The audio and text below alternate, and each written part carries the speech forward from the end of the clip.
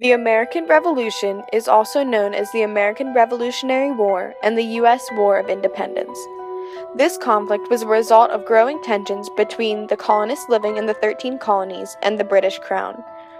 The British created these tensions by passing many bills and laws that the colonists felt were violating their natural rights as British citizens. British citizens have the right to tax themselves. Therefore, the colonists thought that only their own colonial assemblies should be able to pass their taxes. When Parliament continued to pass more and more laws, such as the Sugar Act, Stamp Act, and Towns and Duty Acts, the colonists grew more and more upset. It is important to understand that the colonists were not angry that they had to pay the actual tax, as they were lower than the taxes in Britain. The colonists were angry at their denied access to a self-government. At first, independence was not a widespread idea. However, after the publication of several documents such as Thomas Paine's Common Sense, the colonists became more infuriated. Many people who were undecided, or thought that there was still a chance for reconciliation with Britain, were convinced that independence was their only option. This was especially shown after King George rejected the Olive Branch Petition. Once it became apparent that it was absolutely necessary to break the bonds with Britain, many events succeeded. After the meeting of the Second Continental Congress, the colonial militia became an officially funded army, the Continental Army. The army had early success at battles such as Bunker Hill and Concord. They later hit harder times, but eventually pulled through. They beat the largest and most powerful military force in the world, leading them to gain their independence. However, independence never would have been possible if it wasn't for the women of this time. Women took on many roles to achieve independence, playing a critical role in the success of the war. Some of these roles were traditional, while others were quite scandalous for the time. From going door to door to get other women to agree to a boycott of British goods, to supporting roles such as nurses, cooks, and maids, to more direct roles such as secret soldiers and spies, women were the behind-the-scenes work that made this war a success. These women, sometimes known as the Daughters of Liberty, did more than anyone had suspected and helped gain America its independence. Established in 1765, the Daughters of Liberty were a successful colonial American group consisting of women who showed their loyalty by participating in events such as boycotts of British goods. They refused to drink British tea and used their skills to weave their own cloth materials, making America less dependent on British textiles. The Daughters of Liberty proved that women could successfully be involved in politics. They helped to popularize ideas of rebellion and resistance. They signed agreements and pledges, swearing their allegiance to the Patriots and gaining support for the movement.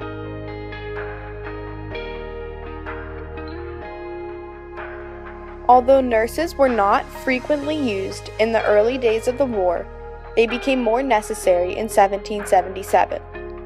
According to the book, The Revolutionary War, many nurses were originally family members of soldiers, wives, daughters, and mothers who followed the war because they had struggled to support themselves at home after the men had left to go fight.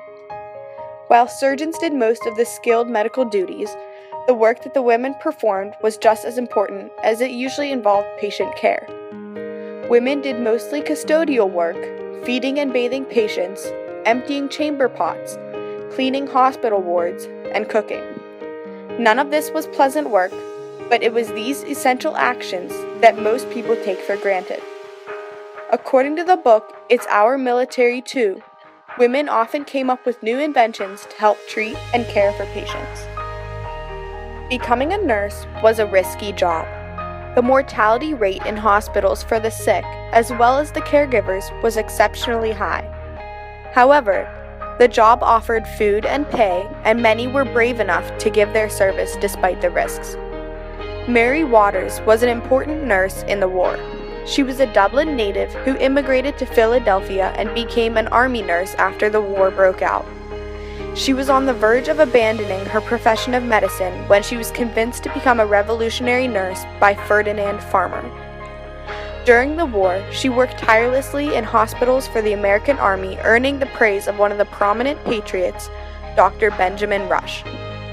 Another famous nurse was Mary Priestley, who served as a nurse on colonial warships, such as the ship the Defense in 1777. Priestley was one of only 4 nurses on the ship who were responsible for caring for over 100 wounded soldiers. Employment as a revolutionary nurse was a demanding, harsh, and risky job, but it is one that the war could not have been a success without. More popular occupations for women during the war were seamstresses, cooks, and maids. These, among laundresses and water bearers, were the first time that women held these positions in the military, as they were usually reserved for male soldiers. Just like with the nurses, many of these women were poor wives, daughters, and mothers who followed the soldiers. Since most of these women were accustomed to doing housework anyways, they were well suited for the positions.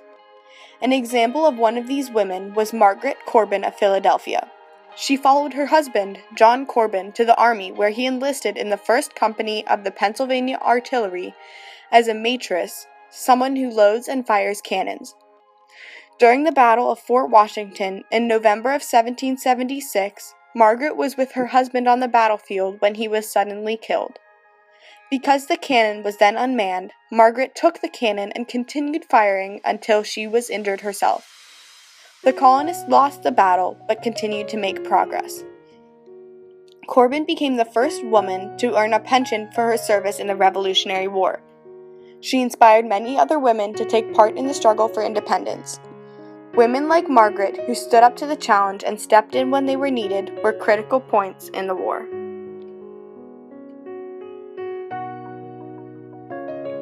According to Major Problems in the Era of the American Revolution, 1760 to 1791, edited by Richard D. Brown on page 297, patriots were skeptical about giving women official status in the Army.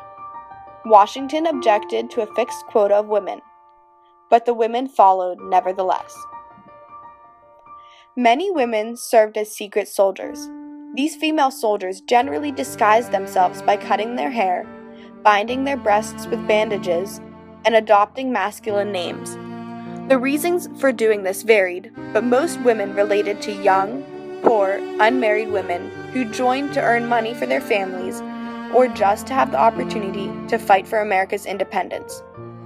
Some famous female soldiers include Deborah Sampson from Massachusetts, who fought under the alias Robert Shirtliff in 1781 and served for over a year before being discovered, and Anne Bailey of Boston, who enlisted in 1777 under the alias Sam Gay and was promoted to corporal before her identity was discovered just weeks later, leading to her arrest and imprisonment.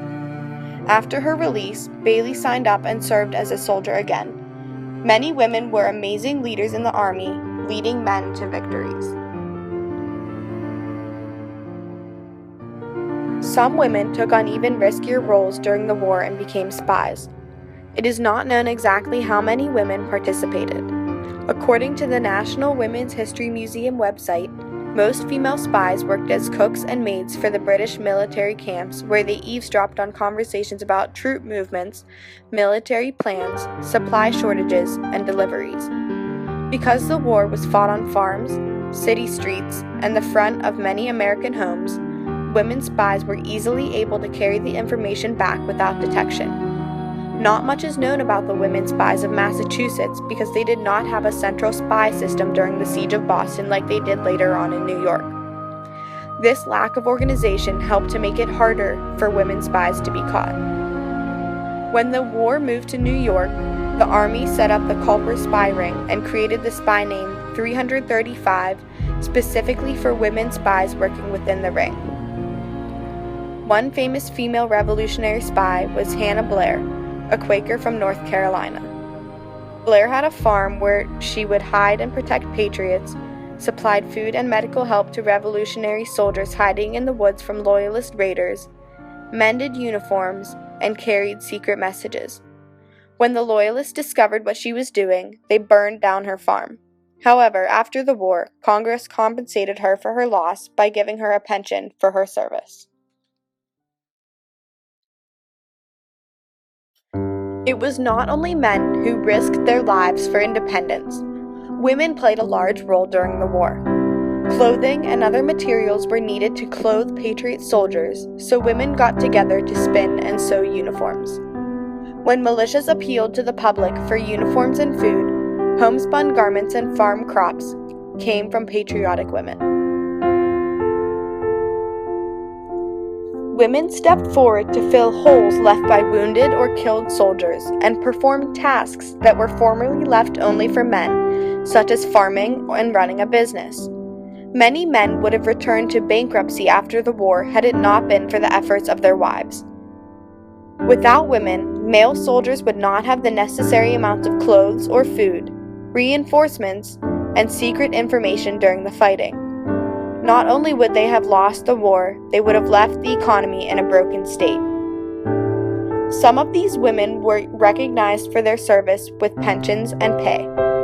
A few, such as Deborah Sampson, even wrote memoirs about their service. Still, many were never rewarded for the sacrifices they made towards American independence, including their lives. These women took on many selfless roles to achieve independence, risking everything, and were the central reason that the war was a success and Americans have freedom today.